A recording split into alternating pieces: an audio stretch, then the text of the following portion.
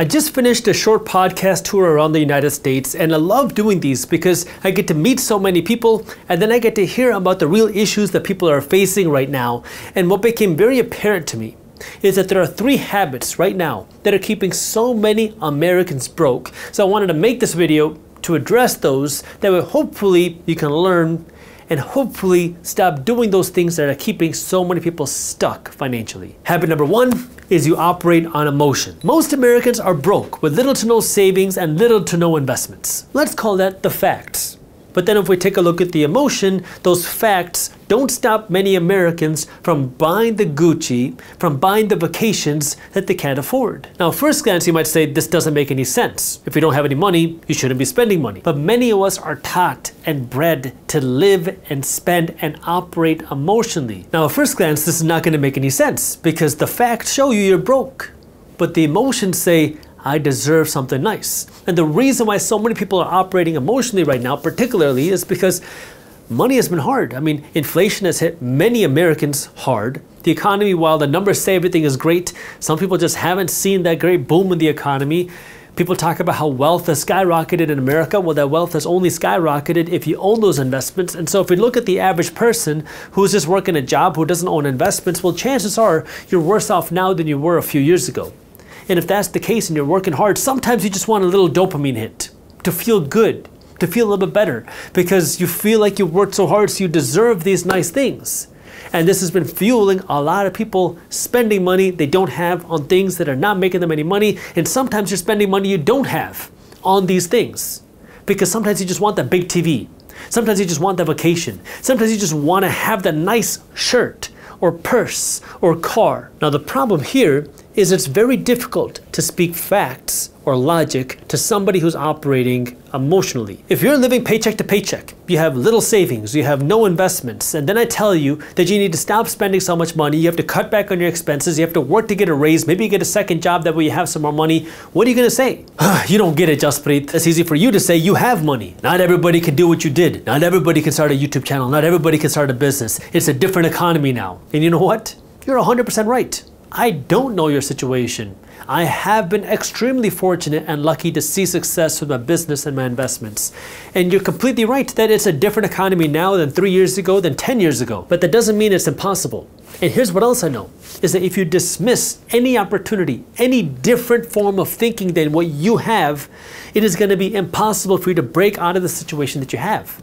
They say that the definition of insanity, I know you've heard this, but just stick with me. They say the definition of insanity is doing the same thing every single day and expecting a different result. Well, the problem, the reason why so many people go insane is because they're so scared and stuck in their emotional thinking to try something different, to try to listen to some different line of thinking, to try to listen to somebody who maybe has seen that success.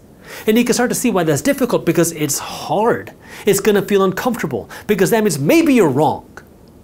Maybe you need to do something different. And that is not easy. For number one, nobody wants to admit that they're wrong. Nobody wants to say that they're wrong.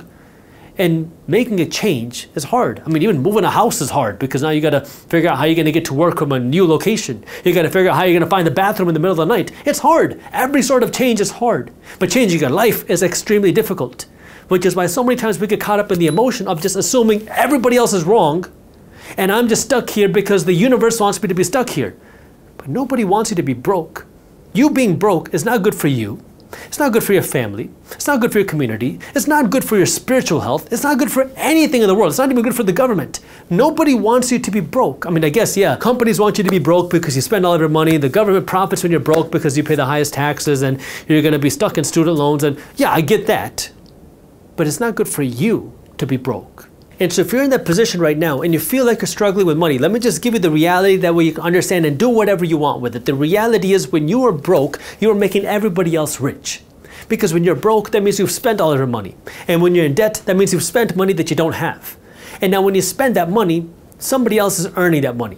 Right? When you're spending all that money on your rent, when you're spending all that money on your Gucci, when you're spending all that money on your vacations, when you're spending all that money on your car, those companies are making the money, plus your bankers.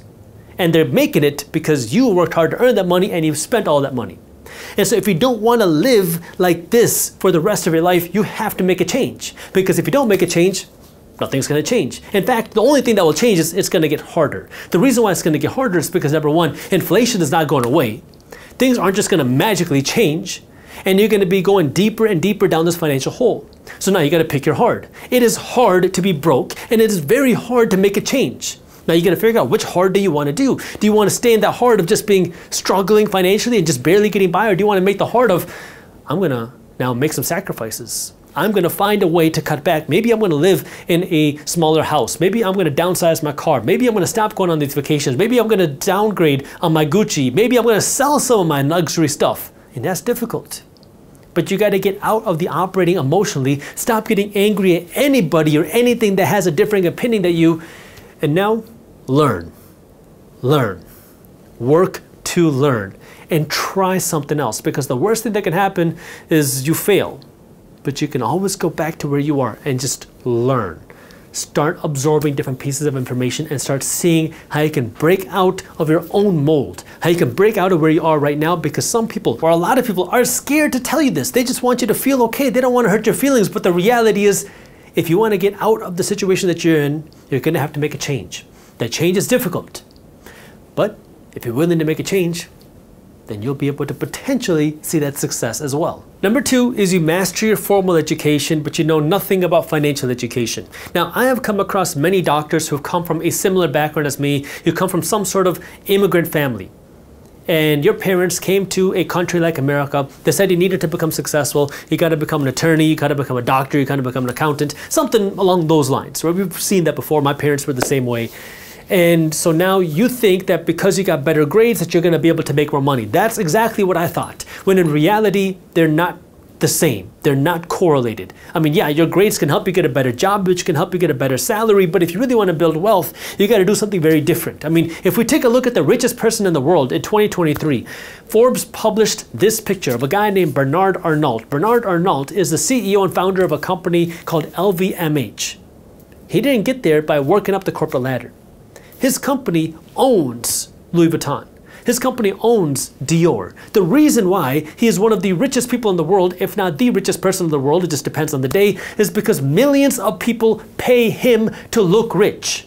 Millions of people who are broke pay him to look rich, and he's the one that's benefiting. See, this is the difference between financial education and formal education. Is your formal education, your school, is going to teach you how to get a job. Now, I'm not saying there's anything wrong with getting a job. I mean, that's what the majority of people should be doing. Not everybody should be starting a business. Very few people should be starting a business because it's freaking hard. It takes a very different level of grit and effort that's involved with that, but that's a separate topic. But you learn to get a job. Now, when you go and get the job, what do? Most people just spend the money. But what wealthy people do, people who become wealthy, they take some of that money and now they want to diversify their income outside of their salary. They want to own the investments. They want to own the assets. Because the reality is there's no limit to how much you can own, but there's a limit to how much you can do. So your salary is what you can do. And most people are playing this game of how do I increase my salary? That's the game that the majority of people are playing. I want to make more money per hour. I want to get a raise. I want to get a bonus. But the game that wealthy people are playing is very different. They're playing how do I own more assets? Because there's no limit to how many assets that you can own. You can stack the assets, stack the income from your assets. Now the problem here is when you start investing your money, you're going to say, well, Jaspreet, the returns are slow. And you're right, especially in the beginning. They're very slow. The first few years of you investing money, and you can invest very aggressively, you're going to see little to no returns because you just have no money working for you. But it's a game where the longer you do it and the more you invest, the wealthier you will become. But you got to stay consistent with it. You got to keep putting money into it, and you got to keep investing even when things get rough. And this is where if you can work to own more investments, well, eventually you'll be able to eclipse, you'll be able to make more money than what you're earning from your job. Now this is when things start to get really fun because you own more investments. Now these investments are how you can live your life. Now your job is just the icing on the cake. But in order for you to get there, you have to change what you do with your salary. Now this is especially difficult for those of you that have gotten those higher level degrees. Because when I talk to people, when you get a PhD, you get a doctorate, you get a master's, what happens? Well, I did everything right. I'm a smart person. I went to a good, prestigious university, Jaspreet. I have a great degree. Just look at this certificate on the wall. Okay, that's fine. But what does your bank account say? Because at the end of the day, that degree on the wall is not going to pay your bills. It's not going to pay for your house. It's not going to pay for your vacation. And wealthy people start to understand this. They start to realize that that degree really means nothing. Yeah, it'll help you get a better job, potentially. But the real wealth is in your financial education. And unfortunately, we're never taught this financial education in school. You have to go out and learn this on your own. And that's a little confusing and concerning when you go through all that formal education. Trust me, I know. I went through all a grade school. Then I went through college at a great university. I spent 1 year in graduate school, and then I went through law school, and I learned nothing about money. I learned nothing about investing. I learned nothing about building wealth, and I didn't understand why. We're taught to build wealth, but we're never taught how to build wealth. We're told that you want to become successful. We're never told how to become successful. We're told to get a job, but in reality, the wealthiest people in the world are not working jobs. They own investments. Now, sure, yeah, you can build a business, but not everybody can build a business. Not everybody should build a business, but everybody can be an investor. That's how the wealth is built in this country, but we're never taught how to do that. There's a discrepancy there.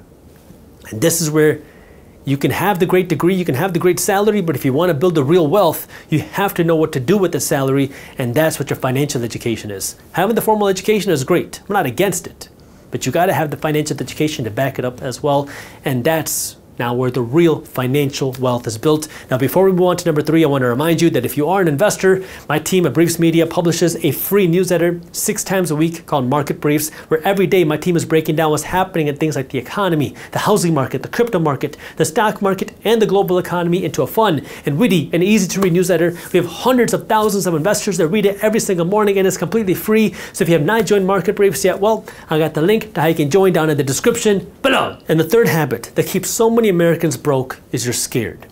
And scared is a broad term. And I don't say this to attack you, but I say this because some people are scared to make a change. Some people are scared to invest money, and some people are scared to take a risk. And the reality is, when you're scared to make a change, what happens is you get comfortable. And being comfortable is one of the worst things that you can do. Kevin O'Leary says that your salary is a drug that keeps people stuck in a job that they hate. That's what he said. What happens is when you get comfortable, you got this nice salary, maybe you got a 401k, maybe you got health insurance, but you don't do something that you love. You don't do something exciting. You don't do something that builds you the real financial future that you want. Maybe you want to start a business. Maybe you wanted to do a different career. Maybe you want to change careers. Maybe you want to change your jobs, but you feel stuck because you got a family to feed. You got people relying on you. And you're comfortable. I mean, yeah, it's not the best, but you go in and you work for 8-9 hours and then you're done and you don't got to think about it later. Like, it's fine. You're scared to make that change.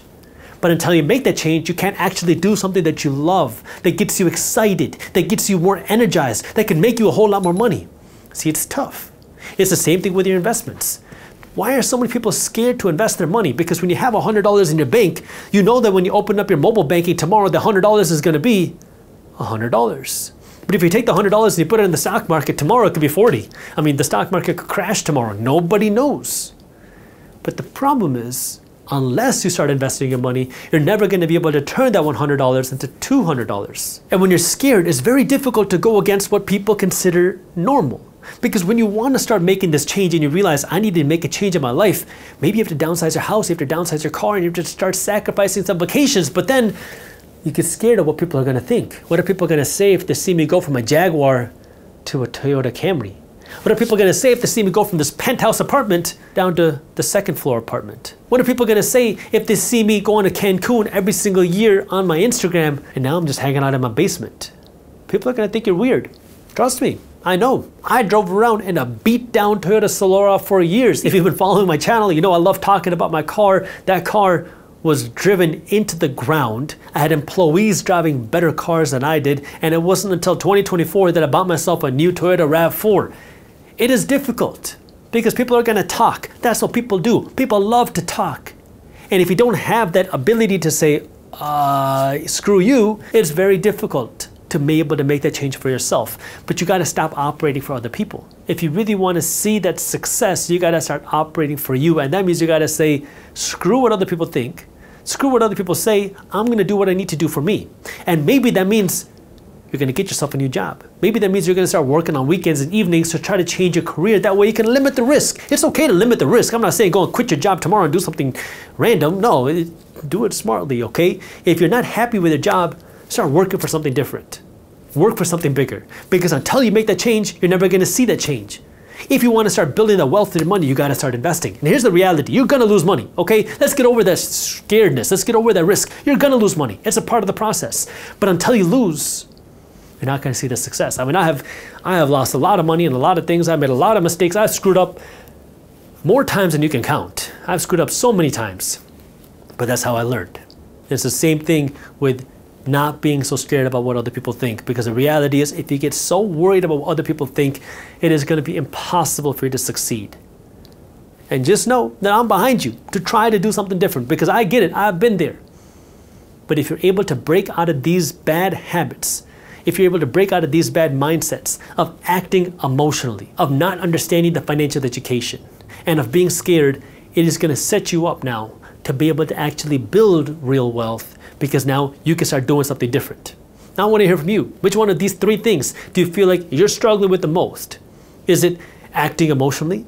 Is it not understanding the financial education? Or is it being scared of something? Let me know down in the comments. That way we can work to create more content to better help and serve you. Buy low, sell high. But what do you do in an economy like today where markets are setting record highs, even though many people are still concerned about the economy, and now investors are hopeful that Trump is going to save the economy and boost the stock market? So is this the time to double down and buy even more? Or is this the time to sell high and cash out of your profits?